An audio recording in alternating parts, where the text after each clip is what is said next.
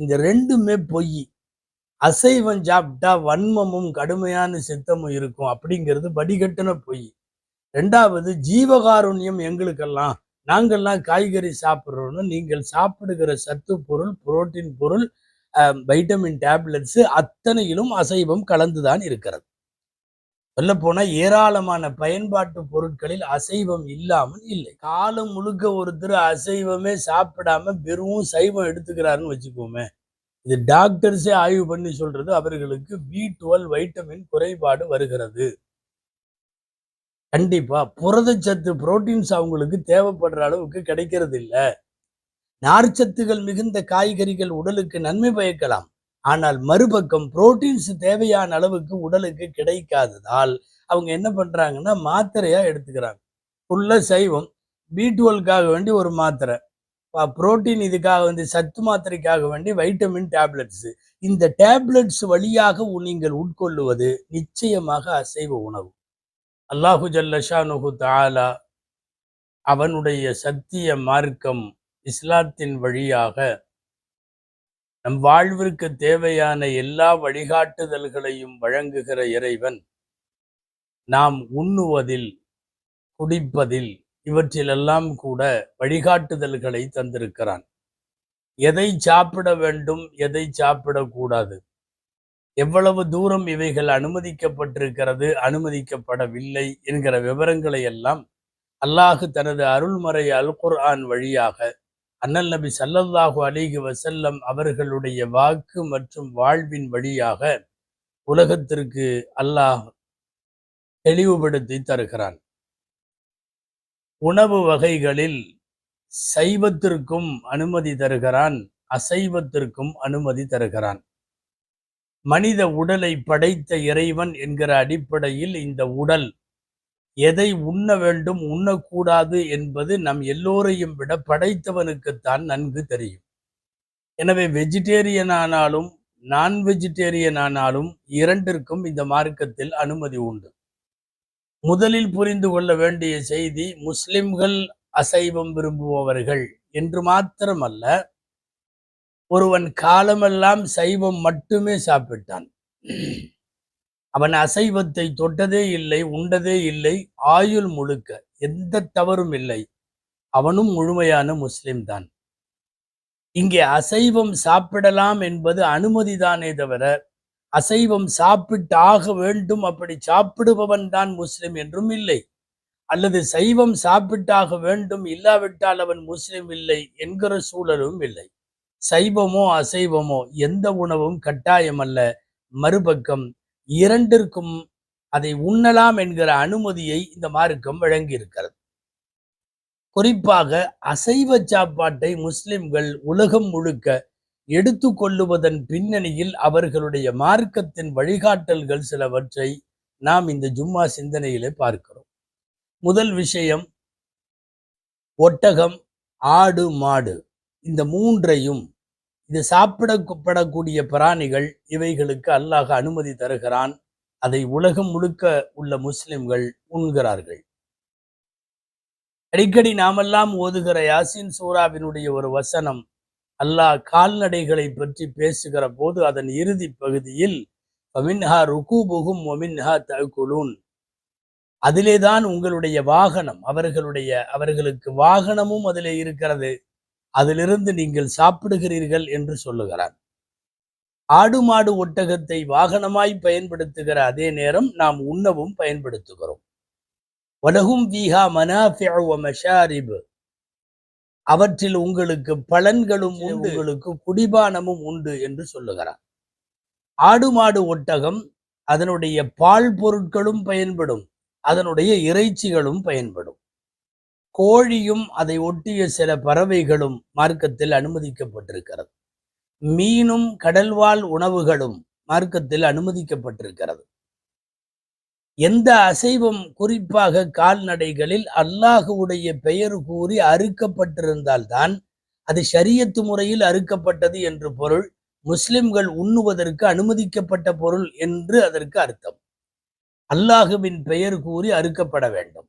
பிஸ்மில்லாஹி அல்லாஹு அக்பர், அல்லாஹுவின் பெயரால், அவன் மிகப்பெரியவன் என்கிற சொல்லோடு ஒரு ஒரு பிராணி ஆடோ மாடோ ஒட்டகமோ கோழியோ அறுக்கப்படுமானால் அவைகள் மார்க்கத்தில் அனுமதிக்கப்பட்டவை. முதல் செய்தி, அனுமதிக்கப்பட்டதையும் படாததையும் நாம தெரிஞ்சுக்கணும்.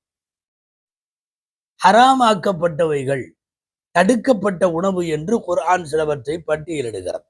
அதில் முதலில் பன்றி இறைச்சி, இரண்டாவது இரத்தம் கூடாது, அறுக்கப்பட்ட எந்த பிராணியின் இரத்தமும், செத்து போனவைகள், தானாக இறந்தவைகள், விபத்திலே இருந்தவைகள், மொத்தத்தில் மைத்தத் என்று சொல்லப்படக்கூடிய செத்து போனவைகள் கூடாது.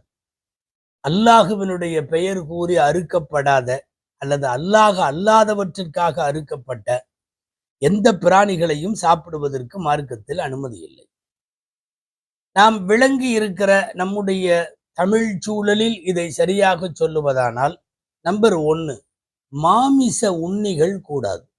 மாமிச உண்ணினா கோரை பற்களால் விலங்குகளை வேட்டையாடி சாப்பிடுகிற பிராணிகள், அதெல்லாம் நமக்கு அனுமதி இல்லை. சிங்கம், புலி, சிறுத்தை இவைகளெல்லாம் அடங்கும். இவைகள் மார்க்கத்தில் நமக்கு அனுமதி இல்லை.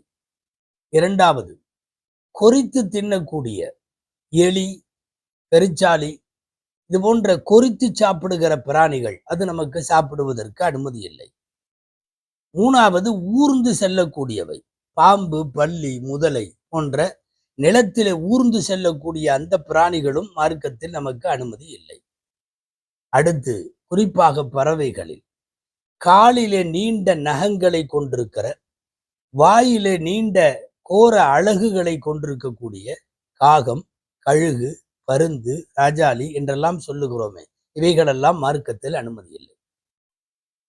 கோரை பற்களை கொண்டிருக்கிற மாமிச உண்ணிகள், அதை அடுத்து கொறித்து தின்னக்கூடிய எலி, பெருச்சாளி போன்றவை, ஊர்ந்து செல்லுகிற பாம்பு, பல்லி போன்றவை, காலில் நகங்களை கூறிய முறையிலும் கூர்மையான அழகுகளையும் வைத்திருக்கக்கூடிய கழுகு, பருந்து போன்ற பறவைகள், இவைகளெல்லாம் மார்க்கத்தில் அனுமதி இல்லை. முதல்ல நீங்க முஸ்லிம்கள் ஏன் அசைவம் அதிகமா சாப்பிட்றீங்க, ஏன் அசைவ பிரியர்களா இருக்கிறீங்க அப்படின்னு கேட்கிற எல்லா உலகத்துல கேள்விகளுக்கெல்லாம் ஒரே ஒரு பதில் தான்.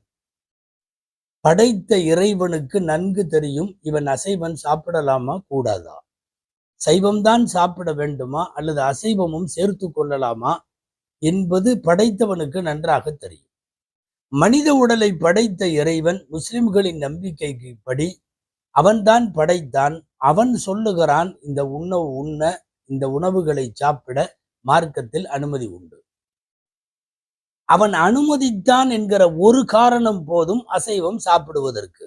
வேறு சயின்டிபிக்கலாவோ அதாவோ இதாவோ இதையெல்லாம் யோசிச்சு ஆய்ந்து ஆராய்ந்து முடிவெடுத்து அதெல்லாம் இல்லை. இறைவன் அனுமதித்தான், செய்கிறோம், அவ்வளவுதான். ஒரு நேரத்தில் நிறைய பேர் கேட்ட மாதிரி, ஏன் வட்டியை கூடாதுங்கிறீங்க, ஆனா அது மாதிரி தானே வியாபாரம், அப்ப வியாபாரம் கூடுங்கிறீங்க, வட்டி ஏன் கூடாதுங்கிறீங்க? பதில் ஒண்ணுதான், குர்ஆனில் இருக்கிறது. அஹல்லல்லாஹுல் பைஅ வ ஹர்ரமர் ரிபா.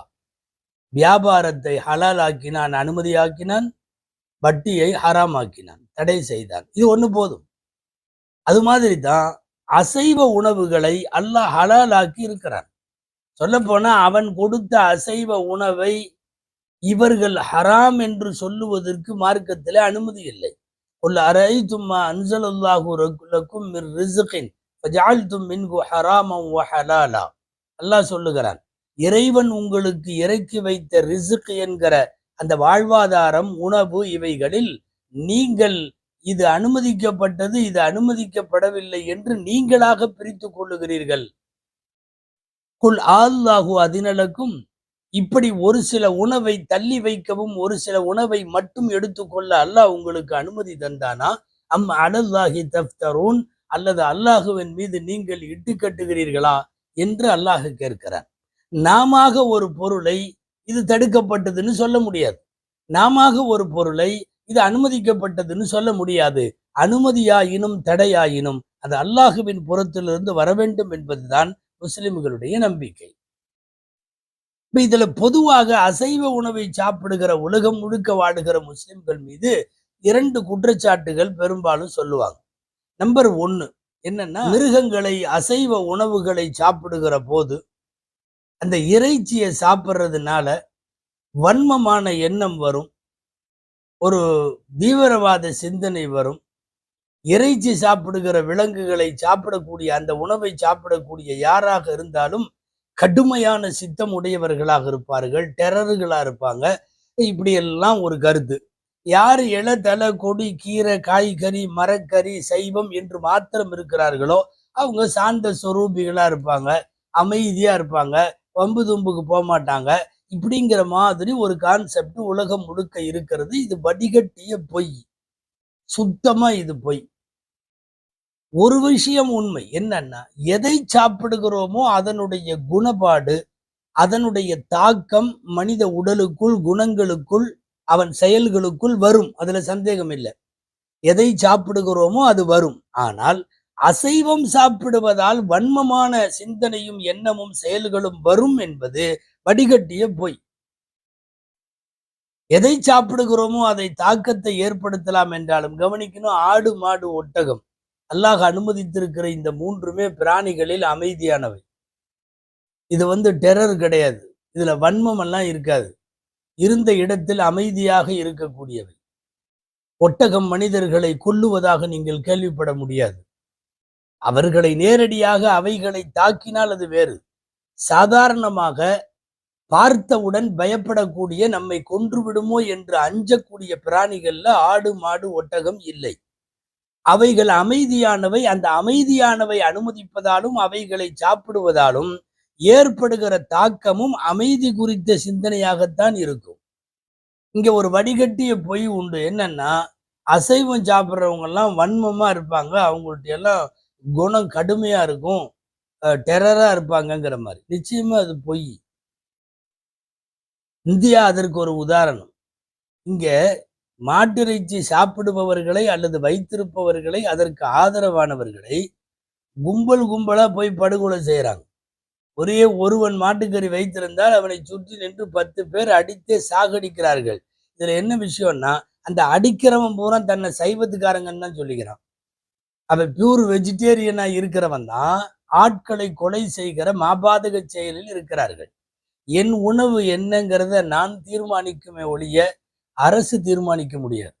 என் உணவு நான் என்ன சாப்பிடணும் அப்படிங்கிறத எந்த தனி நபரோ இயக்கமோ எந்த சித்தாந்தத்தை உடையவர்களோ இவங்கெல்லாம் தீர்மானிக்க முடியாது. இந்தியாவை பொறுத்தவரை தெளிவா இப்படி வேணா சொல்லலாம், மாட்டுக்கறி சாப்பிடுபவர்கள் கூட அமைதியாக இருக்கிறார்கள்.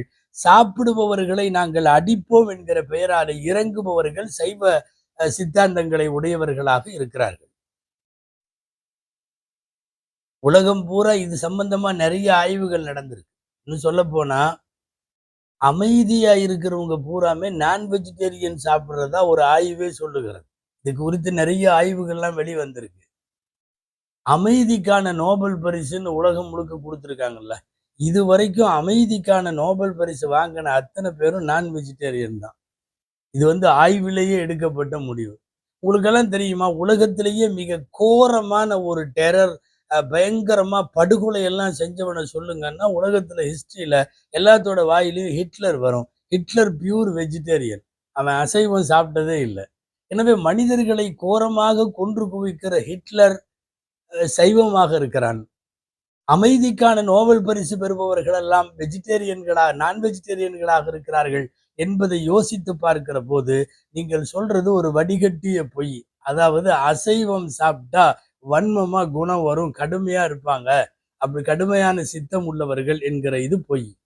இன்னொன்னு என்னன்னா, இரண்டாவது உலகம் முழுக்க பேசப்படுவது, அசைவம் சாப்பிடுறீங்களே உங்களுக்கெல்லாம் ஜீவ காருண்யம் இல்லையா, உயிர்கள் மீது இரக்கம் இல்லையா, உயிர்களை அழித்து விட்டு உங்களுக்கு உணவு வேண்டுமா, இது மனிதனுடைய நேயத்திற்கு எதிரானது. இப்படி எல்லாம் பரவலான பேச்சு.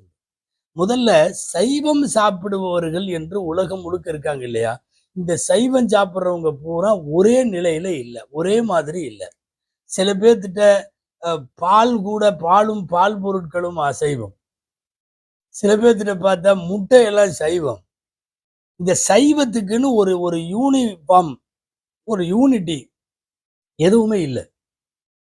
சைவம் சாப்பிடுபவர்களுக்கு இடையில் சைவம் குறித்த புரிதலிலும் அதுல ஒரு எந்த கருத்தொற்றுமையும் அல்ல. இவங்க சாப்பிடுற சத்து பொருட்கள்னு சாப்பிடுறாங்கல்ல சைவத்துக்காரங்களே, அதுல பூரா நான்வெஜ் இருக்கு.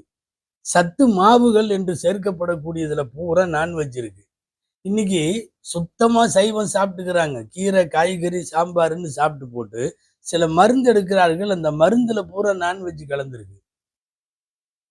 ஆய்வு ரீதியாக, அறிவியல் ரீதியாக நிரூபிக்கப்பட்டது. இது ஏதோ போற போக்குல பொத்தாம் பொதுவா 10ஓட 11 சொல்லிட்டு போற விஷயம் அல்ல.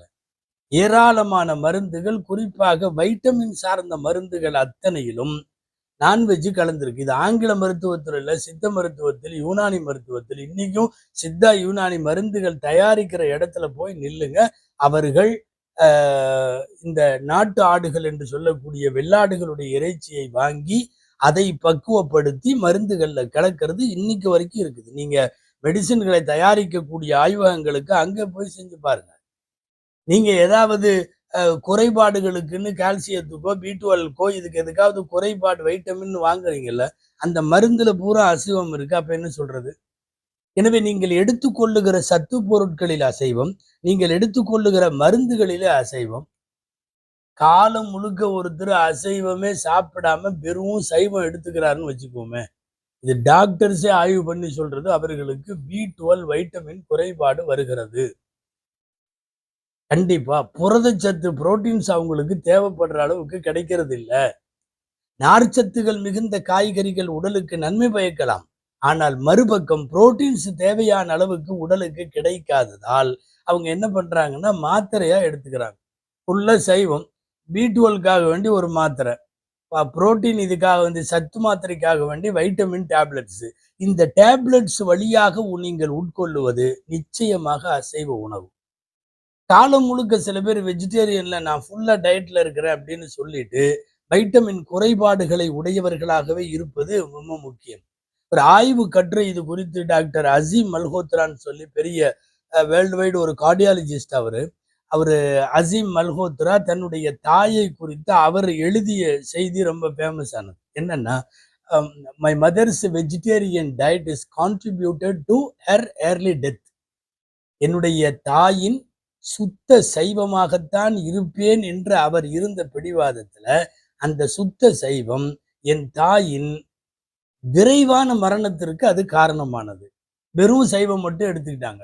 ஏர்லியர் டெத்துக்கு அது காரணமா இருந்திருக்கிறது என்பது உலகத்துல ஒரு கார்டியாலஜிஸ்டாக ஆய்வு பண்ணி சொல்றவருடைய கருத்து. அதனால ரெண்டுமே பொய்.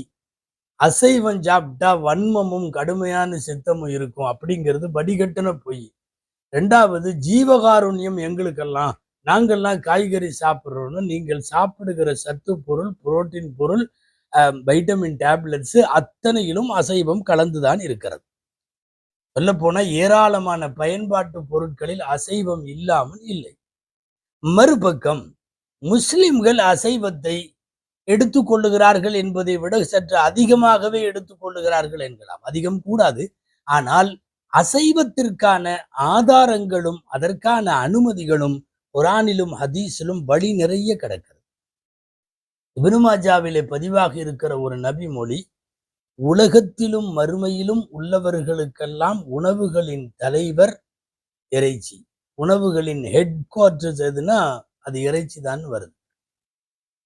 பொதுவா நாட்களின் தலைவர் வெள்ளிக்கிழமை, ஆறுகளின் தலைவர் நைல் நதி, தண்ணீர்களின் தலைவர் மழை தண்ணி அல்லது சம்சம் தண்ணி, இப்படியெல்லாம் ஒவ்வொன்றுக்கும் தலைவர் யாருன்னு சொல்லுவாங்க. உலகத்தினுடைய மற்றும் மறுமையினுடைய உணவுகளுக்கெல்லாம் தலைவர் யாருன்னா அது இறைச்சி தான், அது அசைவம் தான் என்கிறது மார்க்கம். இப்னு பதிவாக இருக்கிற இந்த அறிவிப்பில் கொஞ்சம் பலவீனம் இருந்தாலும் கருத்தளவில் அது சரியாக காணப்படுகிறது. குர்ஆன்ல இருந்து ஒரு 3 ஆயத்து, 3 செய்தி, இதை முக்கியமா சொல்லணும். அசைவத்திற்கான அனுமதி மட்டுமல்ல, வலியுறுத்தல் அதிலே தெரியும். நிறைய இடத்துல குர்ஆன்ல வருது, மறுமையில் அவர்கள் மனம் விரும்பும் இறைச்சிகள் அவர்களுக்கு வழங்கப்படும். இரண்டாவது குர்ஆனுடைய செய்தி, அத்தஸ்தபதிலூன பில்லதி ஹுவ அத்னா பில்லதி ஹுவ கைர். இறைவன் பனு இஸ்ரவேலர்களுக்கு வானத்திலே இருந்து உணவு தந்தான். வானத்திலிருந்து வந்தது, மண்ணு செல்வா என்று அதற்கு பெயர். அதிலே பொறிக்கப்பட்ட இறைச்சி இருந்தது. ஆனால் அந்த பொரிக்கப்பட்ட இறைச்சியை விட்டுவிட்டு அவர்கள் கீரை வேண்டும், காய் வேண்டும், காய்கறி வேண்டும், வெங்காயம் வேண்டும் என்று தாவரங்களை, மரக்கரியை அவர்கள் கேட்டபோது இறைவன், நீங்கள் உயர்ந்ததை விட்டுவிட்டு தாழ்ந்ததை மாற்றிக்கொள்ள விரும்புகிறீர்களா என்று கேட்கிறார். அதுனா அலா அத்தஸ்தப்துலுன அல்லதி ஹுவ அதுனா பில்லதி ஹுவ கைர். உயர்வானதை விட்டுவிட்டு மட்டமானதை கேட்கிறீர்களா என்பதில் நான்வெஜ் உயர்வானது என்கிற செய்தி அங்கே வெளிப்படுகிறது. முஸ்லிம்கள் அதை உண்ணுவதற்கு காரணம். மூன்றாவது திருக்குரானுடைய இன்னொரு செய்தி, வானவர்கள் விருந்தாளிகளாய் இறை தூதர் இப்ராஹிம் அலைஹிஸ்ஸலாமின் இல்லத்திற்கு வருகை தந்த போது அவர்கள் பொரிக்கப்பட்ட மாட்டிறைச்சியை அவர்களுக்கு விருந்துக்காக முன்வைத்தார்கள். வானவர்கள் சாப்பிடவில்லை என்பது வேறு, ஆனால் இவர்கள் தயாரித்த விருந்து என்பது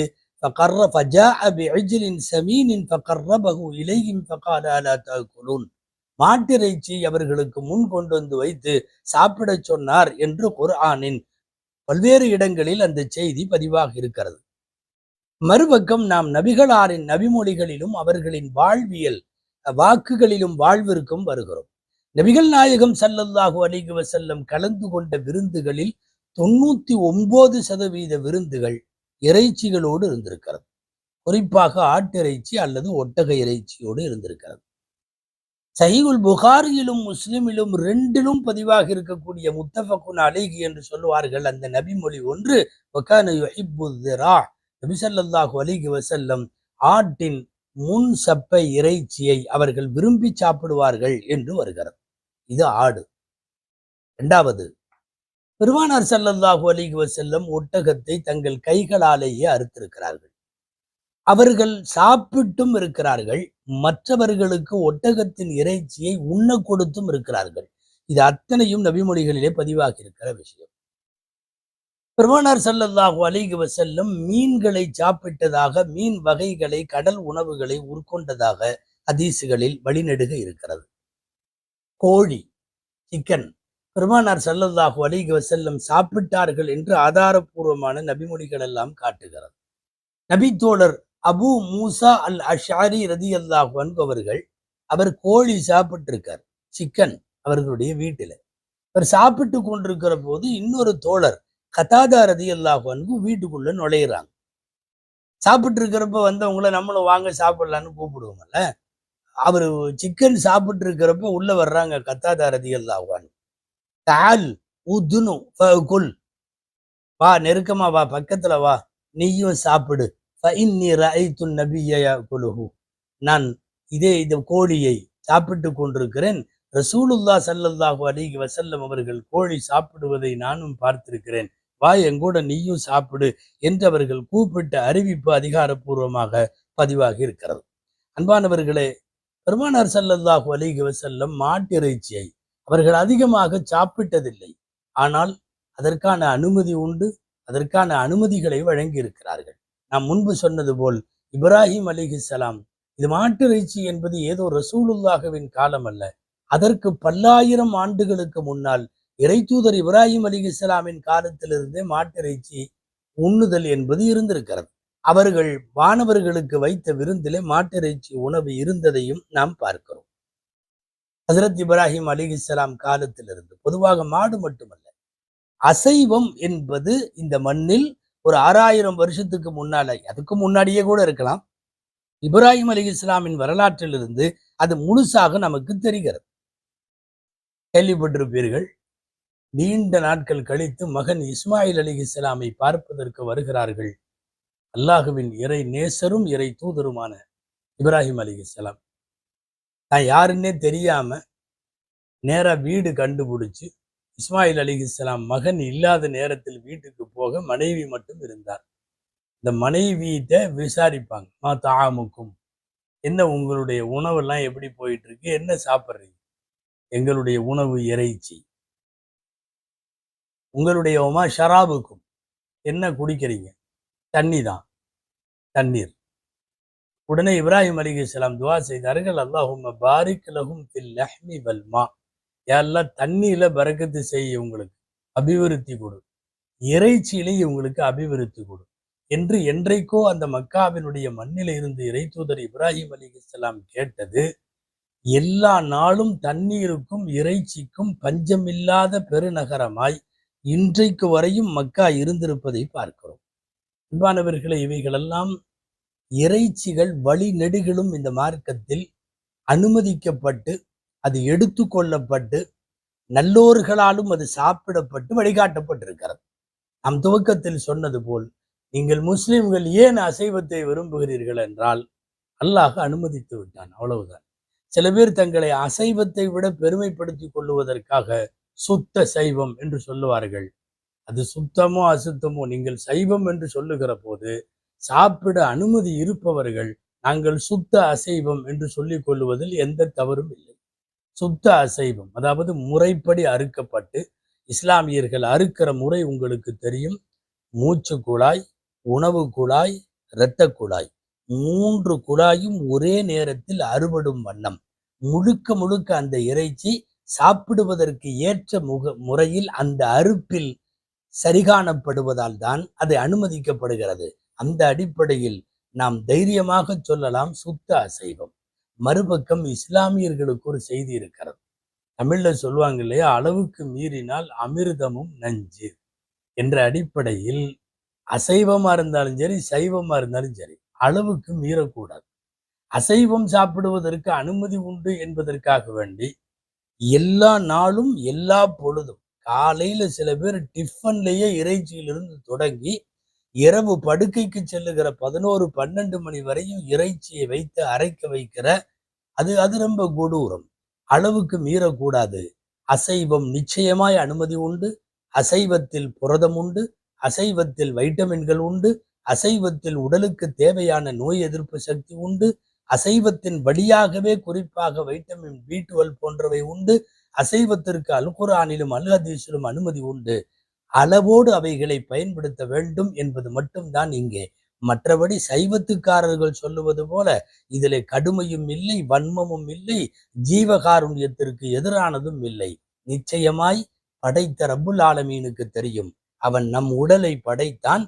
நம் உடலில் தாவர விரும்பிகளான சைவத்திற்கு ஏற்றவாறும் நம் உடலை அமைத்தான், அசைவத்திற்கு ஏற்றவாறும் உடலை அமைத்தான்.